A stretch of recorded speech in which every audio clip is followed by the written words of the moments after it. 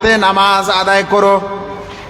এখানে আল্লাহ নামাজের কথা বলছেন, আবার জাকাতেরও কথা বলছেন। নামাজের মাসলা মাসাইল আমরা অনেকেই জানি, কেন জানেন? কারণ কিছু না হলেও তো শুক্রবারে নামাজ পড়তে যাই। এই কারণে কিভাবে নামাজ শুরু করতে হয়, কিভাবে শেষ করতে হয়, কোথায় কি পড়তে হয়, এটা অধিকাংশ মানুষ মোটামুটি করে একটু করে হলেও জানে। কিন্তু জাকাতের মাসলা সাধারণ মানুষ অধিকাংশই জানে না। সেই জন্য যে ভাইয়েরা এই বিষয়টা আমাকে দিয়েছেন, আপনারা ভালো করেছেন। আমার পুরুষ ভাইদের সাথে মা বোনদের সংখ্যায় বেশি, কিন্তু ইনশাআল্লাহ যতটুকু সময় আছে শুনেন, উপকার দিবে। আল্লাহ রসুল সাল্লাল্লাহু আলাইহি ওয়াসাল্লাম একদিন একজন বিশেষ সাহাবী, যার নাম হচ্ছে মুআজ বিন জাবাল রাদিয়াল্লাহু তাআলা আনহু, তাকে ইয়েমেন প্রদেশে পাঠাচ্ছেন এবং তাকে বলে দিচ্ছেন যে তুমি যখন যাবে সেখানে, তখন মানুষদেরকে সবচেয়ে প্রথমে তাওহীদের দাওয়াত দিবে। তারা যখন এটা বিশ্বাস করে নেবে যে আল্লাহ ছাড়া সত্য কোনো মাবুদ নেই, আল্লাহ ছাড়া কারো ইবাদত করা যাবে না, হে মুআজ, তখন তুমি তাদেরকে জানিয়ে দিও যে আল্লাহ রাব্বুল আলামিন তোমাদের উপর দিন ও রাতে 5 ওয়াক্তের নামাজ ফরজ করেছে। যখন মানুষেরা এই 5 ওয়াক্তের নামাজ আদায় করে নেবে, এর বিশ্বাস তার অন্তরে আসবে, তখন তাদেরকে বলে দিও আন্নাল্লাহ ইফতারাদা আলাইহিম সাদাকা ফি আমওয়ালিহিম ওয়া তুখাযু মিন আগনিয়াহিম ফাতুরাদ্দু আলা ফুকারাইহিম, যে আল্লাহ রাব্বুল আলামিন তোমাদের মাল ও সম্পদে যাকাত রেখেছেন। তোমাদের বড় লোকদের কাছ থেকে, ধনী লোকের কাছ থেকে সেই পয়সাটা নিতে হবে, আর তোমাদের গরিবদের কাছেই সেটা বেঁটে দিতে হবে। এই কথাও বুঝিয়ে দিও। ও ভাই, এই হাদিস থেকে একটা কথা বোঝা যায় যে যদি আপনার গ্রামের মানুষ জাকাতের হকদার থাকে, তাহলে অন্য গ্রামে আর জাকাত দিতে হবে না। কোথা থেকে বুঝলেন কথাটা? রাসূল করিম সাল্লাল্লাহু আলাইহি ওয়াসাল্লাম বলছেন যে তুখাযু মিন আগনিয়াহিম, তাদের ধনীদের কাছ থেকে জাকাত নিতে হবে, ওয়া তুরাদ্দু ফি ফুকারাইহিম, এবং তাদের গরিবদেরকেই বেটে দিতে হবে। তো এখন আপনার গ্রামেই যদি গরিব থাকে, তাহলে অন্য গ্রামের গরিবকে আর আপনি জাকাত দেওয়ার চিন্তা করবেন না, আপনার গ্রামের টাকে দেন। আপনার গ্রামে যদি গরিব না থাকে, তাহলে তখন অন্য জায়গায় আপনার জাকাত পাঠিয়ে দেন যেখানে গরিব আছে। আর আমাদের দেশের তো সমস্যা, জাকাত যারা তুলতে আসে তারা গোটা দুনিয়ার কে যে কোথা থেকে আসে তুলেই যাচ্ছে। আর আজকালে তো ওই ধান আর ভুট্টার সিজনে একটা করে টোটো আর অটো আর মাইক আর একটা ফের মৌলবি না হলে ক্যাসেট দিয়ে ঢুকে যাচ্ছে, সব ওসর দেন। জানেন না আপনারা যে এই গাড়ির যারা মালিক যারা এসেছে, এদের আদৌ মাদ্রাসা আছে কি না, না এরকম করেই ওরা ব্যবসা বাণিজ্য করে খাচ্ছে?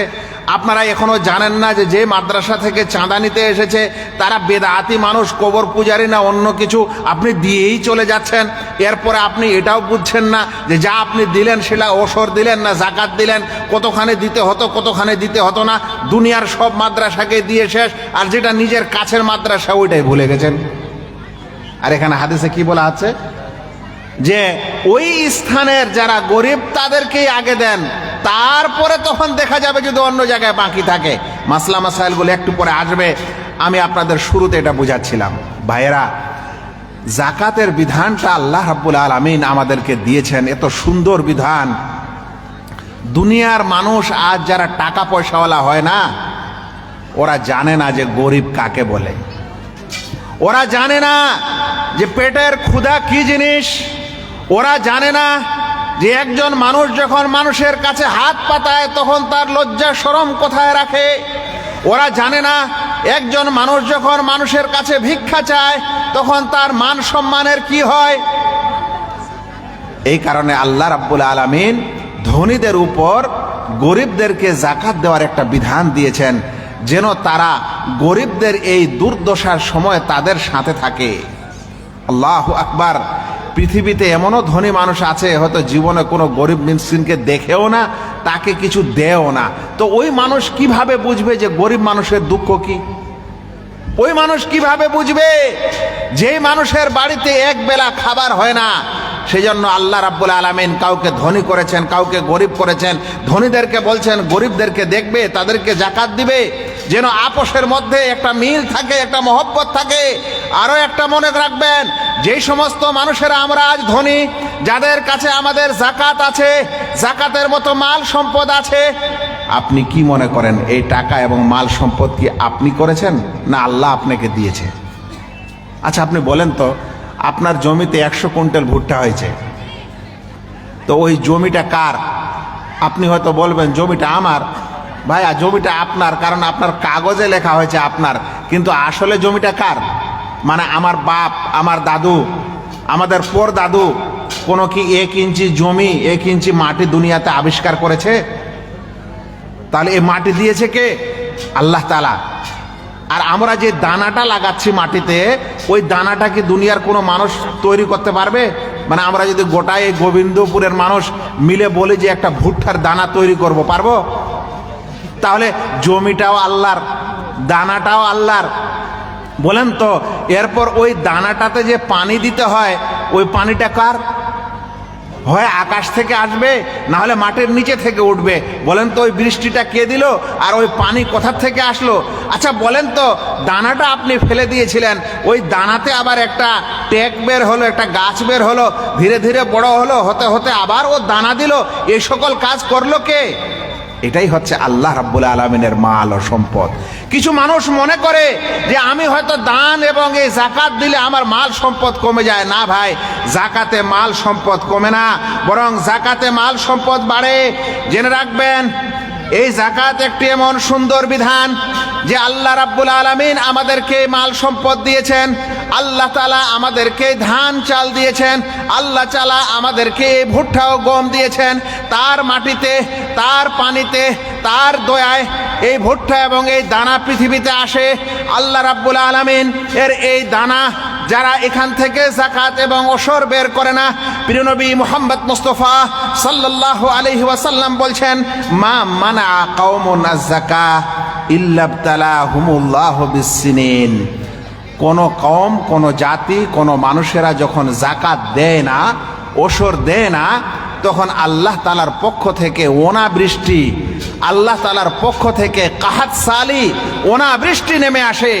মানুষেরা আজ যখন ধান ও ভুট্টার সিজন হয় লাগানোর, যদি আকাশ থেকে বৃষ্টি না হয় তো আমরা সবাই খালি মুখ চিপাচিপি শুরু করি, যেমন কি হবে, কি করে কি করব, কি করে কি হবে। হ্যাঁ, এই আল্লাহ তাআলা যদি বৃষ্টি না দেয়, আপনি হয়তো ভাবছেন আকাশের পানি হয় না, বলেন তো নিচের পানি কতদিন থাকবে? তলিয়ে যাবে, সেলো দিয়ে আর কাজ হবে না। এই জন্য আল্লাহ রাব্বুল আলামিনের জমিনে তার দানা, তার খাদ্য শস্য হয়েছে, আপনাকে যাকাত দিতে হবে। এই হক আল্লাহ রাব্বুল আলামিন নির্ধারণ করে দিয়েছেন। বড়লোক মানুষেরা আবার যেন এটা মনে না করেন আমার টাকা পয়সা আমি অন্যকে কেন দিব। আল্লাহ তাআলা কোরআনে ঘোষণা দিয়েছেন, ওয়াফি আমওয়ালিহিম, ওয়াফি আমওয়ালিহিম হাক্কুম মালুম।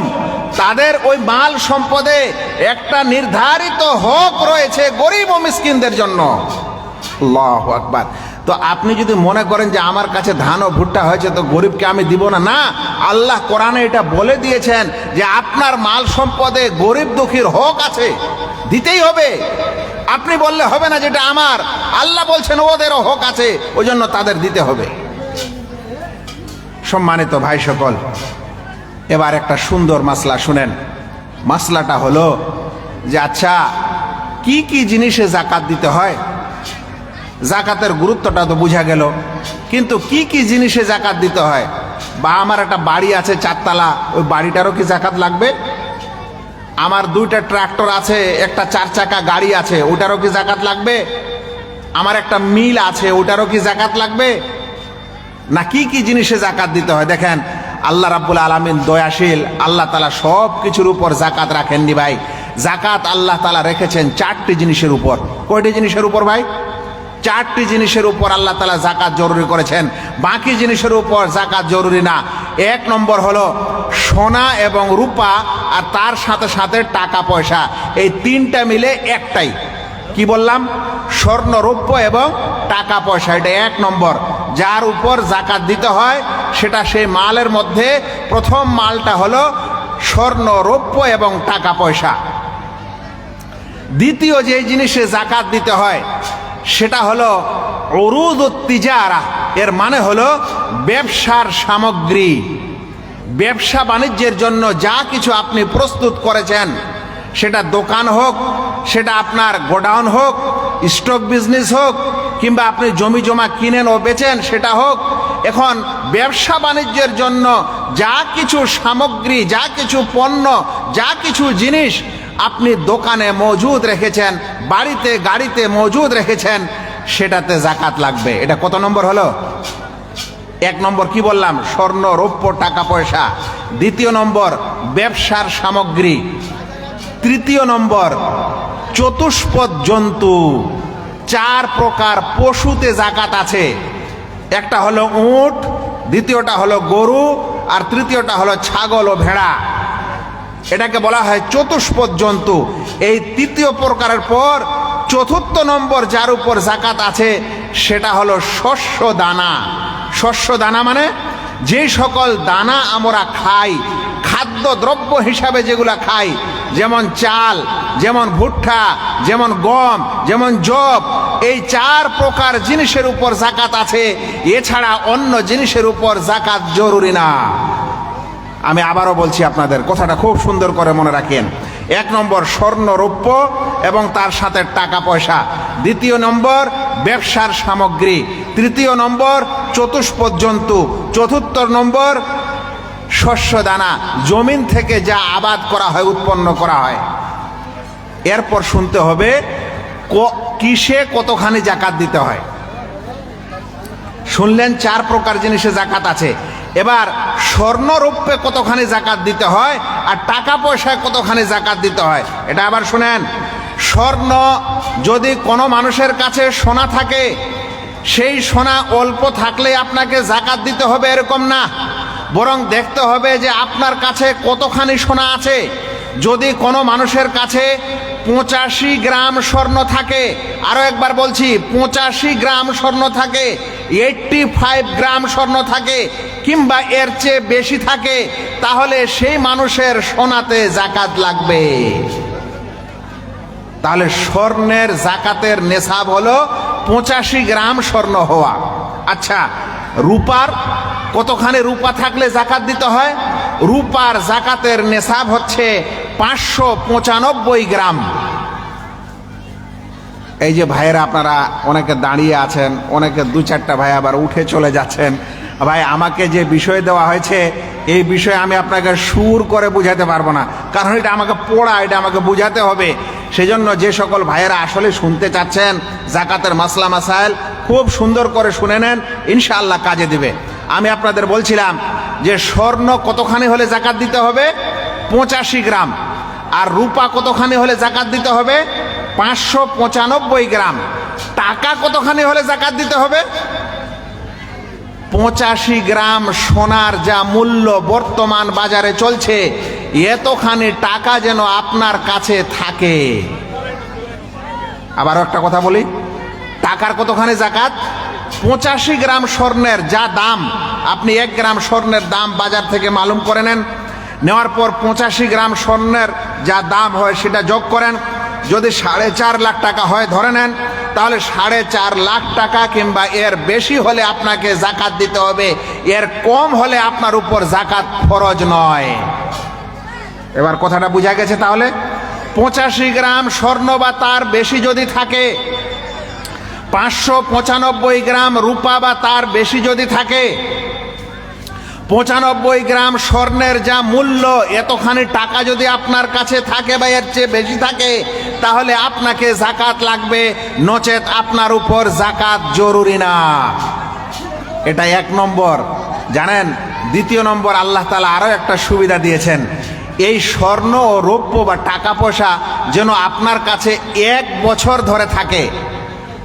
কথাটার মানে হলো এই যে, ধরে নেন আপনার কাছে এখন 5 লাখ টাকা আছে, 2 মাস পর ওইটা খরচ হয়ে গেল, কিংবা অর্ধেক হয়ে গেল, 2.5 লাখ হয়ে গেল, তাহলে আপনার উপর জাকাত নেই, কারণ 1 বছর আপনার টাকাটার বয়স হয়নি। কথাটা বোঝা গেছে? এইভাবে যাদের কাছে সোনা আছে 85 গ্রাম স্বর্ণ বা তার বেশি আছে, দেখতে হবে ওই স্বর্ণটা তার কাছে 1 বছর ধরে আছে কিনা। এটা শরিয়ার পরিভাষায় বলা হয় হাওলানে হাওল, 1 বছর অতিক্রম করা। তাহলে দুটি শর্ত পাওয়া গেল যে স্বর্ণ, রৌপ্য এবং টাকা পয়সার জাকাত দিতে হলে যেন ওই টাকাটা, যেটা 85 গ্রাম স্বর্ণের দাম, এতখানি টাকা সেটা ব্যাংকে থাকুক আর বাড়িতে থাকুক আর গাড়িতে থাকুক, যদি 1 বছর ধরে তার কাছে থাকে তাহলে তার উপর জাকাত ফরজ হয়। অনুরূপ কারো কাছে 85 গ্রাম স্বর্ণ যদি বাড়িতে থাকে, নিজের কাছে থাকে, তাহলে সেটা 1 বছর অতিক্রম হলে তার উপর জাকাত জরুরি হয়। এইভাবে যদি রূপা থাকে, তাহলে 595 গ্রাম রূপা যদি তার কাছে থাকে 1 বছর ধরে, তাহলে তার উপর জাকাত জরুরি হয়। কিন্তু এখন আবার প্রশ্ন করবেন যে মৌলানা তাহলে দিতে হবে কতখানি? আমি কিন্তু আপনাদের বুঝাচ্ছি দুটি জিনিস, যে কিসে জাকাত দিতে হবে, কতখানি থাকলে জাকাত দিতে হবে। এবার তৃতীয় জিনিস হচ্ছে যে কতখানি দিতে হবে জাকাত, কয় টাকা দিতে হবে। দেখেন, এই স্বর্ণ, রৌপ্য এবং টাকা পয়সার জাকাত দিতে হবে 2.5%।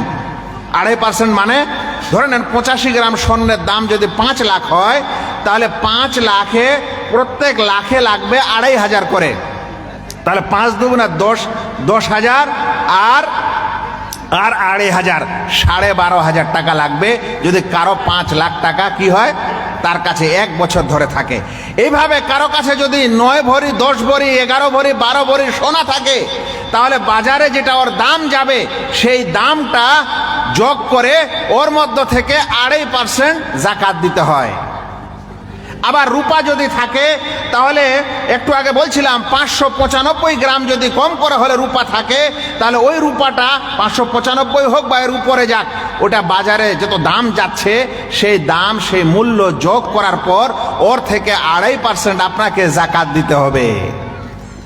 কিন্তু এখানে একটা খুব জটিল প্রশ্ন আছে যে শেখ, আমার কাছে দেখা গেল টাকা আছে 2 লাখ, স্বর্ণ আছে 4 গ্রাম, রূপা আছে 10 গ্রাম। কথাটা বুঝছেন? কি বলছে প্রশ্ন? যে আমার কাছে দেখা গেল টাকা যদি 4.5-5 লাখ টাকা হয় তো আমার কাছে নাই, আছে 1 লাখ। ঠিক আছে, আর কি আছে? তো বলছে যে স্বর্ণ আছে, দেখা গেল যে কি বলে যে 85 গ্রাম স্বর্ণ হতে হবে, তো আমার কাছে 85 গ্রাম নাই, 40 গ্রাম আছে। আর রূপা 595 গ্রাম হতে হবে না, আমার কাছে ধরেন যে 300 গ্রাম আছে। এখন তিনটা যদি একসাথে মিলাই তাহলে আমার জাকাতের আওতায় আমি আসি, আর 3টাকে যদি আলাদা আলাদা করে রাখি তাহলে জাকাত আমার উপর জরুরি হয় না। এখন আমি কিভাবে জাকাত দেব? আমার আমার আমার কথা বুঝা গেছে ভাই? জি, এখানে একটি কথা মনে রাখবেন যে কোনো মানুষ যদি এই 3টা মালকে একসঙ্গে জমা করে নিয়ে জাকাত দেয় তাহলে এটা ভালো, কিন্তু এটা জরুরি না। জরুরি হলো প্রত্যেকটা জিনিস নিজ নিজ জায়গায় নেশাবে পৌঁছেছে কিনা, মানে স্বর্ণ 85 গ্রাম হয়েছে কিনা, রৌপ্য 595 গ্রাম হয়েছে কিনা, টাকা 85 গ্রাম সোনার যা দাম অতখানি টাকা তার কাছে হয়েছে কিনা, আছে কিনা, এবং এর বয়স 1 বছর হয়েছে কিনা। যদি হয় তাহলে আলাদা আলাদা করে জাকাত ফরজ হবে। এটাই হচ্ছে আসল বিধান। কিন্তু কোনো মানুষ যদি আল্লাহকে ভয় করে 3টাকে মিলিয়ে একসাথে জাকাত দিতে চায় তো আর আলাদা আলাদা করলে জাকাত হয় না, 3টাকে মিলালে জাকাত হয়, তাহলে তখন ইনশাআল্লাহ মিলিয়েও দিতে পারে, এটা জায়েজ আছে। এটা কিসের বিধান শুনলেন? সোনা, রূপা এবং টাকা পয়সার জাকাত। এখানে কি আর কোনো সমস্যা আছে আপনাদের? যদি সমস্যা থাকে তো ওই কথাটা নোট করে রাখবেন, আলোচনার শেষে ইনশাআল্লাহ কারো কিছু থাকলে বুঝিয়ে দিব। আবারও সুন্দর করে ছোট করে বলে দিই, সোনা যার কাছে 85 গ্রাম আছে ভাই, 85 গ্রাম মানে ধরে নেন মোটামুটি 8 ভরির মতো, আর রূপা 595 গ্রাম, আর টাকা এই 85 গ্রাম স্বর্ণের যা দাম, যেটা বর্তমান বাজারে এখন কত করে গ্রাম চলছে, 70-80 হাজার টাকা মনে হয়, ওই হিসাবে দেখা গেলে মোটামুটি 4 লাখ 4.5 লাখ টাকা, 5 লাখের নিচেই আপনি জাকাতের আওতায় চলে আসবেন। আমি আপনাকে বলছিলাম যে এখন আপনি 1 বছর হয়ে গেলে 2.5% জাকাত বের করবেন। জাকাত যখন বের করবেন 2.5%, তখন কাকে দিতে হবে সেটা পরের কথা, ইনশাআল্লাহ পরে বলবো। আপাতত এতখানি মনে করে নেন যে আমি জাকাতের আওতায় পড়েছি কিনা। লাস্টে একটা কথা বললাম যে যদি 3টা আলাদা আলাদা করে রাখেন তো জাকাত জরুরি হয় না, মিলিয়ে নিলে যদি জাকাত হয়ে যায় আপনি এরকম করে দিলে দিতে পারেন, কিন্তু এটা আপনার উপর জরুরি না। এবার দ্বিতীয় জিনিস যার উপর জাকাত জরুরি হয় সেটা বলেছিলাম ব্যবসার সামগ্রী। ব্যবসার সামগ্রী বলতে কি বোঝায়? যে কোনো জিনিস আপনি ব্যবসার জন্য প্রস্তুত করেছেন ওটাকে ব্যবসার সামগ্রী বলে। তবে হারাম জিনিস যদি বেচা কেনা করেন ওর জাকাত নাই। মানে আপনি যদি শুয়োর পালেন 100টা, তাহলে ওর উপর কি নাই? জাকাত নাই।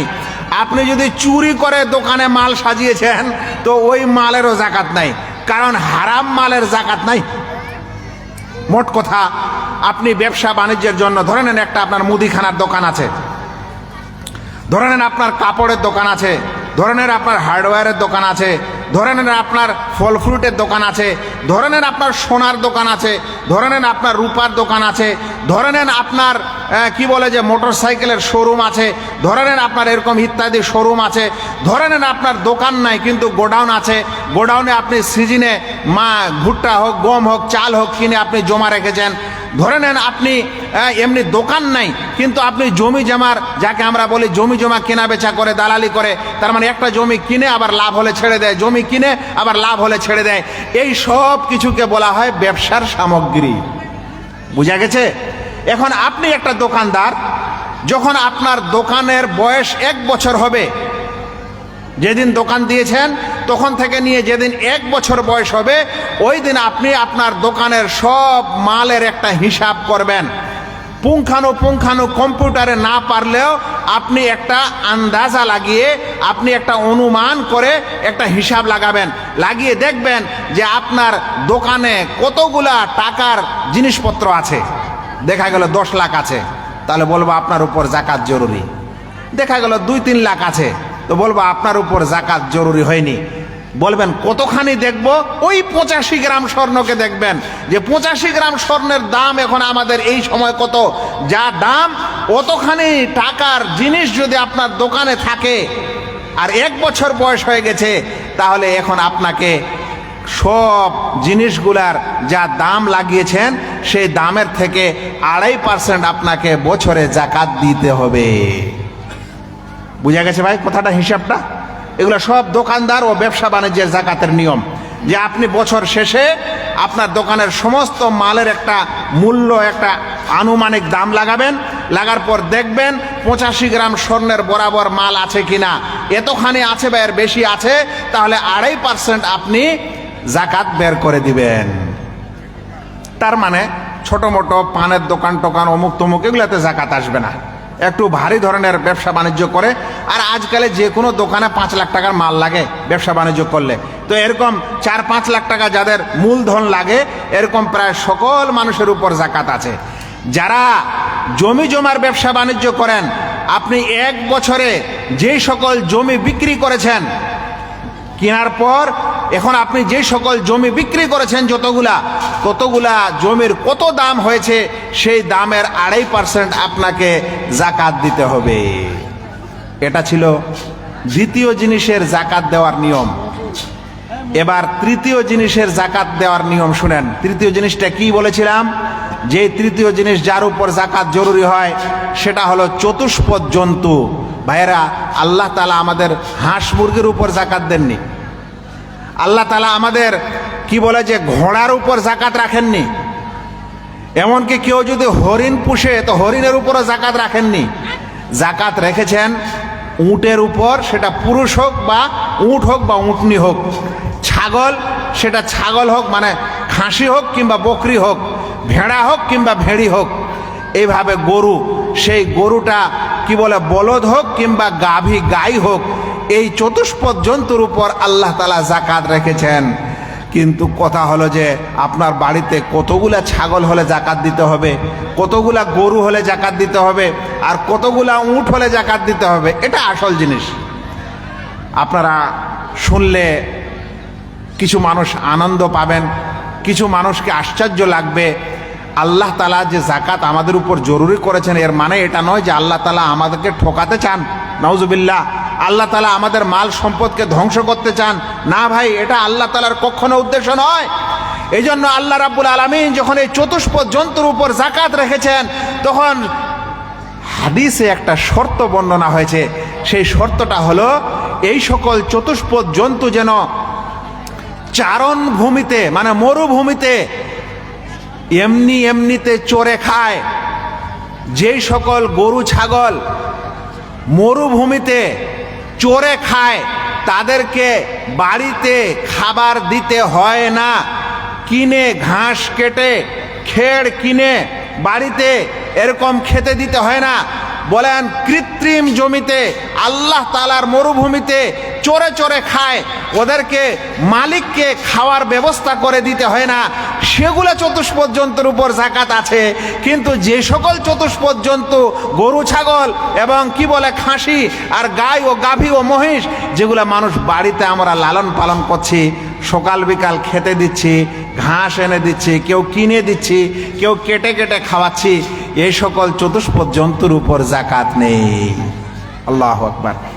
এই জন্য আমরা ছাড় পেয়ে গেলাম যে আমাদের সমাজের গ্রামে গঞ্জে যে আমরা ছাগল পুষি, খাসি পুষি, গরু গাভী পুষি, এগুলোতে জাকাত নাই, কারণ এদের খাবার দাবারটা মালিক স্বয়ং ব্যবস্থা করে। মরুভূমিতে এ সকল গরু চরে খায় না।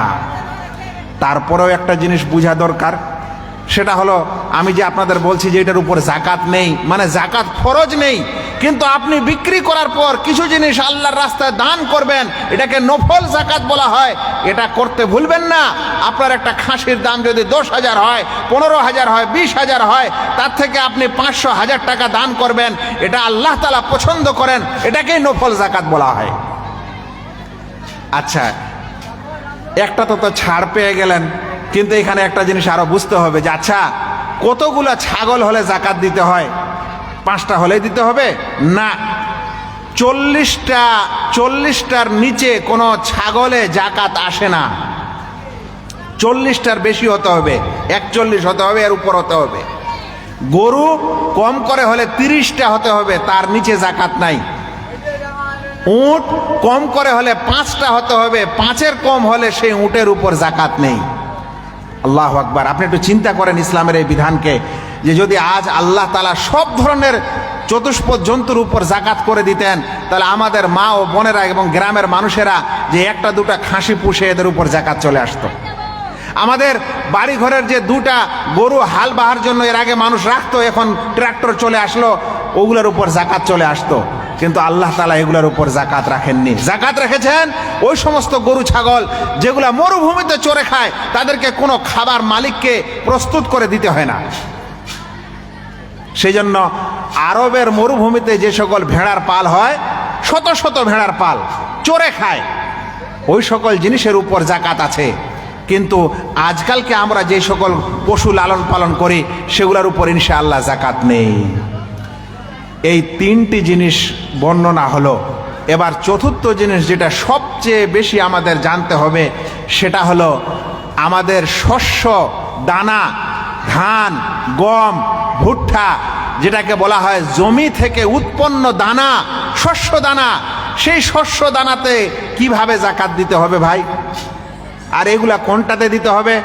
দেখেন, আল্লাহ রাব্বুল আলামিন দয়ালু। যদি আল্লাহ তাআলা চাইতেন তো বলে দিতেন যে তোমরা আলু কামাও, কিংবা বেগুন লাগাও, কিংবা তোমরা কলাই ফলাও, কিংবা তোমরা কলা লাগাও, কিংবা তোমরা আর কিছু লাগাও, যাই মন তাই লাগাবে, সব কিছুতে জাকাত দিতে হবে, সব কিছুতে ওসর দিতে হবে। আল্লাহ তাআলা কিন্তু এরকম করেননি। জমিন থেকে উৎপন্ন যাই হবে তাতেই জাকাত দিতে হবে, এরকম করেননি। কি করেছেন জানেন? জাকাত দিতে হবে ওই সমস্ত দানায়, ওই সমস্ত দানায় যেই দানাগুলিকে মানুষ খায় আসল খাদ্য হিসাবে, মূল খাবার হিসাবে। বলেন তো আমাদের সমাজের মূল খাবার কি? ভাত, তাই না? তাহলে ভাতেরটা হচ্ছে ধান, ধান থেকে এসেছে চাল, তাহলে চালটা হলো দানা, এই দানাতে জাকাত আছে। কিছু সমাজে ভুট্টা, কিছু সমাজে গম ও জব, এটা হচ্ছে আসল খাবার, যেমন রুটি, তো ওই দানাতে জাকাত আছে। শাক সবজিতে জাকাত নেই। এখানে একটা কথা আরো বলি, ফসলের জাকাতকে আরবি ভাষায় উশুর বলা হয়, উশুর, ওটাকে আমরা বলি ওসর। তো ফসলের জাকাতকে জাকাত না বলে ওসর বলা হয়।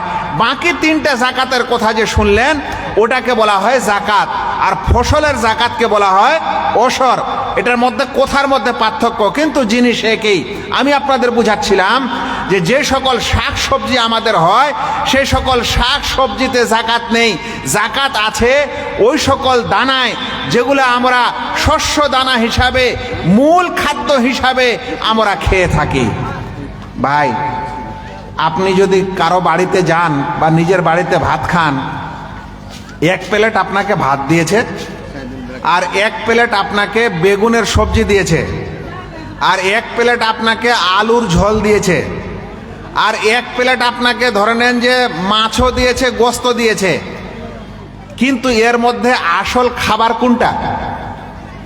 কেউ এক প্লেট মাছ খেলে আমরা বলি যে পেট ভরে খেলো, কেউ দেখা গেল যে এক প্লেট শাক সবজি খেয়ে নিয়েছে পুরা, আমরা কি বলি যে এর মানে মানে ভালো করে ভাত খেলো? আসলটা হচ্ছে ভাত, আসলটা হচ্ছে ওই দানা, যেই দানাটা আমাদের আসল খাবার। তো ওই শস্য দানার উপর জাকাত আছে, ওসর আছে, শাক সবজির উপর জাকাত নেই। তার মানে আপনি যদি বিঘার বিঘা বেগুন কামান, সেটা সাদা বেগুন হোক বা লাল বেগুন, আপনার উপর জাকাত নেই। আপনি যদি আলু কামান, আপনার উপর জাকাত নেই।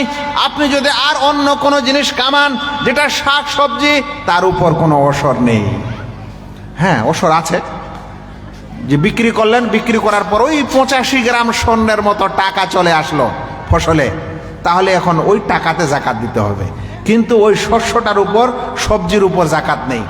তাহলে সত্যিকারে আমাদের সমাজে যেই ফসলের উপর জাকাত আছে সেই ফসলের মধ্যে 1 নম্বর হচ্ছে ধান, 2 নম্বর হচ্ছে গম ও যব, 3 নম্বর হচ্ছে ভুট্টা। তো যেই সকল ভাইয়েরা আমরা ধান কামাই, ধান লাগাই, কিংবা ভুট্টা লাগাই, কিংবা আমরা গম ও যব লাগাই, আমরা এই বিষয়টা একটু ভালো করে শুনে নেন যে এখানে কতখানি হলে কতখানি জাকাত দিতে হবে। তাহলে বোঝা গেছে ফসলের মধ্যে 3টা জিনিস আসলো, একটা ধান, একটা ভুট্টা, আর একটা গম ও যব, যার উপর জাকাত বা যার উপর ওসর আছে। ওই 3টা জাকাত, আর এর মধ্যে আর একটা পার্থক্য হলো যে স্বর্ণরূপ্য টাকা পয়সা, ব্যবসার সামগ্রী আর চতুষ্পদ জন্তুর জন্য ইসলামে শর্ত করেছে যে একটা বিশেষ সংখ্যাও হতে হবে আর 1 বছর পার হতে হবে। কিন্তু ফসলের জাকাতের বলা 1 বছর শর্ত না। যখন যখন বাড়িতে ফসল আসবে, যখন যখন আপনি ধান কেটে বাড়িতে আনবেন, যখন যখন আপনি ভুট্টা বাড়িতে নিয়ে আসবেন, তখন তখন আপনার উপর ওসর চলে আসবে। এর জন্য 1 বছর সেই শস্য দানা আপনার বাড়িতে থাক, এটা শর্ত নয়, যেই শর্তটা অন্য জিনিসে ছিল। এখন প্রশ্ন হলো যে কতখানি জাকাত দিতে হবে, কতখানি ধান হলে বা গম হলে আমাদের ওসরের আওতায় আসব। আপনারা দেখছেন ইসলামের একটা সুন্দর বিধান যে আপনার কাছে টাকা থাকলেই জাকাত আসবে তা না, একটা বিশেষ পরিমাণ হতে হবে। তো এখন আপনার কাছে ধান হয়েছে, ভুট্টা লাগিয়েছেন মানে ওসর দিতে হবে তা না। শুনেন কতখানি, শরিয়ার পরিভাষায় ওটাকে বলা হচ্ছে লাইসা ফিমা দুনা খামসাতে আওসুকিন সাদাকা, 5 ওয়াসকের কমে জাকাত জরুরি নয়, ওসর জরুরি নয়। এটা আরবি শব্দ 5 ওয়াসাক। 1 ওয়াসাক হয় 60 সা। 1 সা আমরা ওই যে ফেতরা দিয়ে থাকি, এরকম 60 সাকে বলা হয় 1 ওয়াসাক। তো 5 ওয়াসাক হতে হবে। এটা যদি আপনি মনে পরিবর্তন করেন, মন যেটাকে আমরা 40 কেজির মন বলি, তাহলে দেখা যাচ্ছে যে মন হিসাবে জাকাত বা বলতে পারেন যে ওসরের যেটা নেশাব সেটা হচ্ছে 18 মন। কত মন? 18 মন। আর একটা ওলামাদের হিসাবে বলা হচ্ছে 15 মন 12 কেজি। ওসরের বেলায় এই কমেরটা ধরেন, এটা বেশি নিরাপদ। অর্থাৎ কোনো মানুষের যদি 15 মন 12 কেজি গম হয় বা ধান হয় বা ভুট্টা হয়, 15 মন 12 কেজি যদি ধান ও গম ও ভুট্টা হয়, তাহলে ওই মানুষের উপর জাকাত জরুরি হয়ে যায়।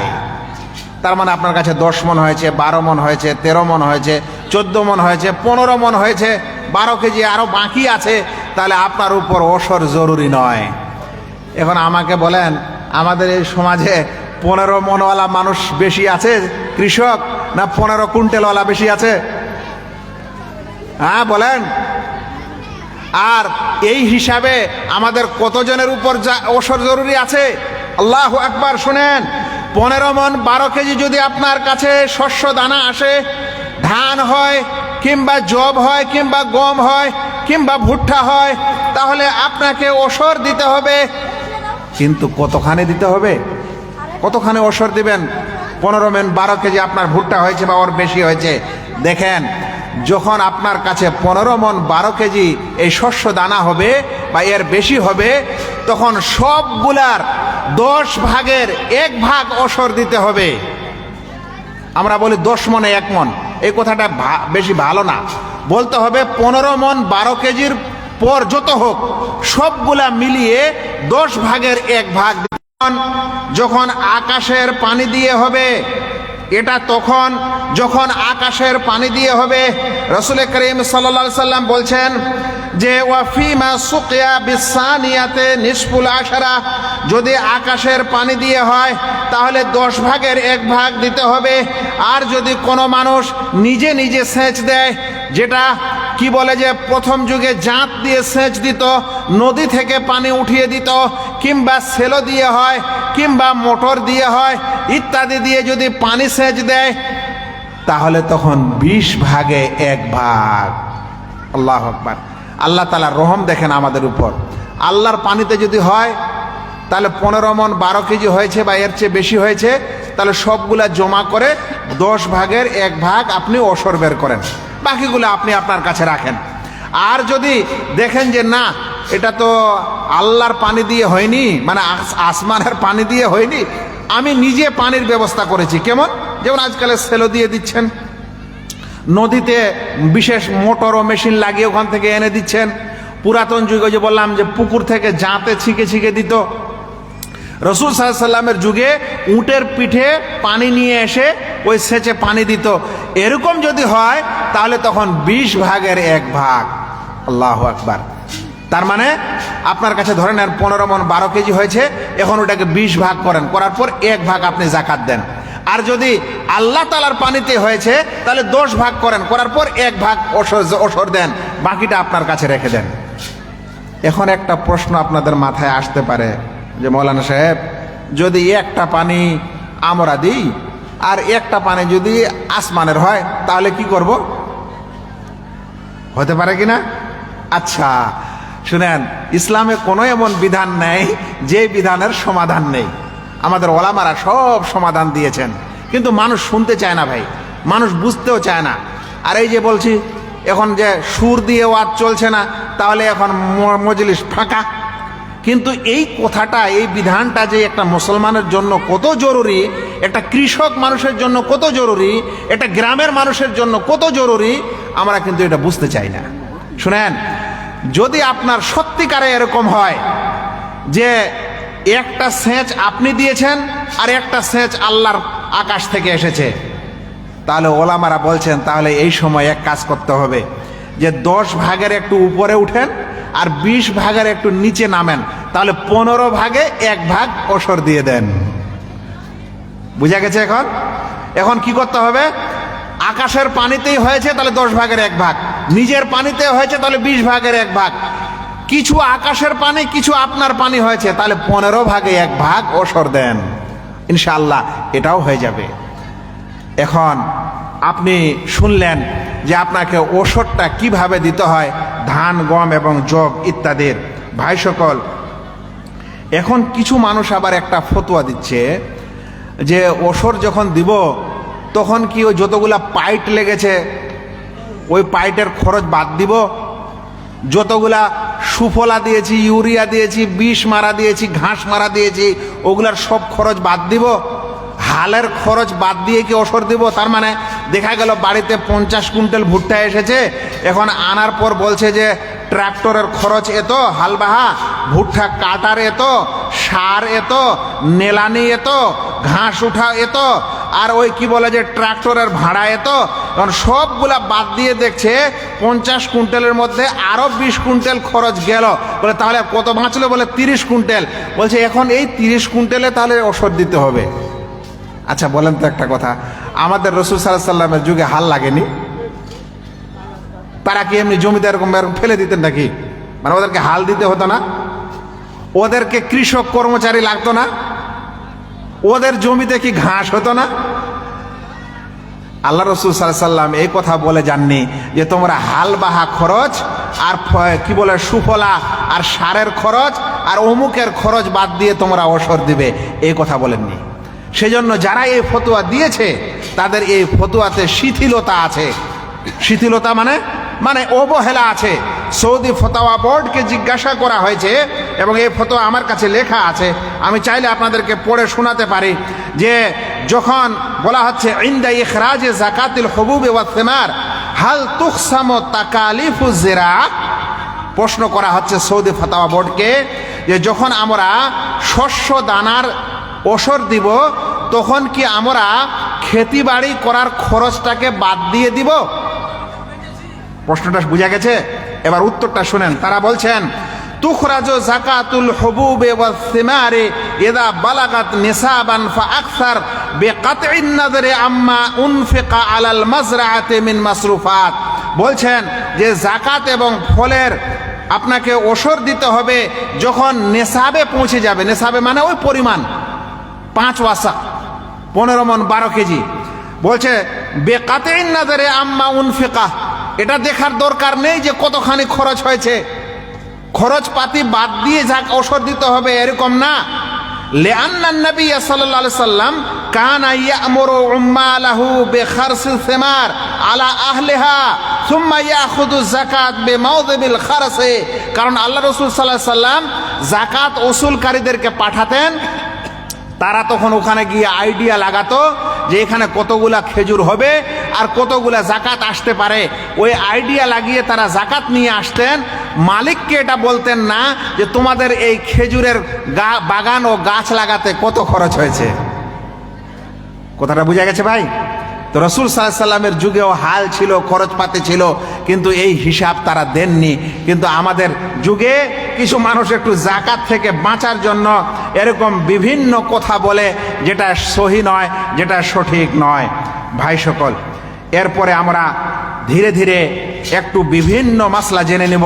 তার মধ্যে সবচেয়ে প্রথমে একটা মাসলা জানবো, সেটা হলো মা ও বোনদের যেটা সোনা তারা পরে, সেটা চুরি হিসাবে পরে, কাঙ্গান হিসাবে পরে, কানের দুল পরে, নাকেরও ফুল পরে, আবার কোমরে ইতিপূর্বে পুরাতন যুগে কি বলে ওটা, কোমরের বিছানা কি ওটা পরতো। এই যে স্বর্ণ যেগুলা মা ও বোনেরা ব্যবহার করে ওটাকে বলা হয় ব্যবহারিক সোনা। যে সোনাটা তারা পরে, এই ব্যবহারিক সোনাতে জাকাত আছে না নেই, এটা ওলামাদের একটা মতভেদ ওয়ালা মাসলা। এ সম্পর্কে প্রিয় নবী মুহাম্মদ মুস্তাফা সাল্লাল্লাহু আলাইহি ওয়াসাল্লামের একটি হাদিস শুনেন। মা ও বোনেরা ভালো করে শুনেন। আপনার যদি সোনা থাকে তাহলে জাকাত দিতে হবে কি হবে না? প্রিয় নবী মুহাম্মদ মুস্তাফা সাল্লাল্লাহু আলাইহি ওয়াসাল্লামের বাড়িতে একটি ঘটনা ঘটছে। আন্না ইমরাতান মিন আহলিল ইয়ামানে আতাত রাসূলুল্লাহ সাল্লাল্লাহু আলাইহি ওয়াসাল্লাম, ইয়ামান দেশের একজন মহিলা আল্লাহ রাসূল সাল্লাল্লাহু আলাইহি ওয়াসাল্লামের বাড়িতে আসলো। ওয়া বিনতুন লাহা ফি ইয়াদে ইবনাতিহা মাসকাতানে গালিজাতান, আর ওই মহিলার এক মেয়েও তার সাথে ছিল, যেই মেয়ের হাতে 2টি মোটা চুড়ি ছিল। কিসের মোটা চুড়ি? স্বর্ণের। এই ঘটনাটা কোথায় ঘটছে? রাসূল সাল্লাল্লাহু আলাইহি ওয়াসাল্লামের বাড়িতে। ইয়ামান দেশের একটা মহিলা এসেছে, তার মেয়েও সাথে এসেছে। ওই মেয়ের হাতে 2টা মোটা চুড়ি ও বালা দেখতে পেলেন আল্লাহ রাসূল সাল্লাল্লাহু আলাইহি ওয়াসাল্লাম। গালিজাতান মিন যাহাবিন ফাকালা আতুয়াদ্দিনে যাকাতা হাদা। ও মহিলা, এই 2টি বালার চুড়ির তুমি কি জাকাত দাও? জাকাত দিয়েছো? কালাত লা, সে মহিলা বলল না আল্লাহ রাসূল জাকাত তো দেইনি। কালা আয়াসুররুকে আন ইউসাওয়িরাকিল্লাহু আযজা ওয়া জাল্লা বিহিমা ইয়াওমাল কিয়ামাহ সিওয়ারাইন মিন নারিন, হে মহিলা তুমি কি পছন্দ করো যে আল্লাহ রাব্বুল আলামিন কিয়ামতের দিনে তোমাকে দুটি আগুনের চুড়ি পরিয়ে দিবে? এটা কি তোমাকে ভালো লাগে? কি বলছেন আল্লাহ রসুল? প্রথমে বললেন জাকাত দেও এই দুটি চুরির, তো বলছেন না আল্লাহ রসুল দিইনি। তখন আল্লাহ রসুল বললেন তুমি কি তোমাকে ভালো লাগবে কিয়ামতের ময়দানে তোমাকে আল্লাহ তাআলা আগুনের দুটা চুরি পরিয়ে দিবে? এটা ভালো লাগবে? বলছে না আল্লাহ রসুলটা কখনো হতে পারে না। কালা ফাজআলাতহুমা ফাখালাআতহুমা ওয়া আলকা, সেই মহিলা আল্লাহ রসুল সাল্লাল্লাহু আলাইহি সাল্লামের এই কথা শুনে চুরি দুটাকে, বালা দুটিকে খুলে রসুল সাল্লাল্লাহু আলাইহি সাল্লামের সামনেই রেখে দিল। আল্লাহু আকবার। আচ্ছা, আমাদের দেশের মহিলাদেরকে যদি আমরা বলি যে ও মা বা ও বোন বা ও ফুফি আপনার এই চুরির জাকাত দিয়েছেন, তো সাথে কি বলবে? হ্যাঁ এগুলোর ফের জাকাত দিতে হবে। আর সাহাবী রসুল সাল্লাল্লাহু আলাইহি সাল্লামের যুগের মানুষ দেখেন, যখন বলল জাকাত দিয়েছে, বলে না দেয়নি, তো বলছে যদি তোমাকে আল্লাহ তাআলা জাহান্নামের আগুনের চুরি পরায়, তো সাথে সাথে চুরি দুটা খুলে আল্লাহ রসুল সাল্লাল্লাহু আলাইহি সাল্লামকে দিয়ে দিয়েছে। দেওয়ার পর বলছেন ফাকালাতহুমা লিল্লাহি ওয়া রাসূলিহি সাল্লাল্লাহু আলাইহি ওয়াসাল্লাম, আল্লাহ রসুল এই দুটা আপনার এবং আল্লাহর জন্য দিয়ে দিলাম। আল্লাহু আকবার।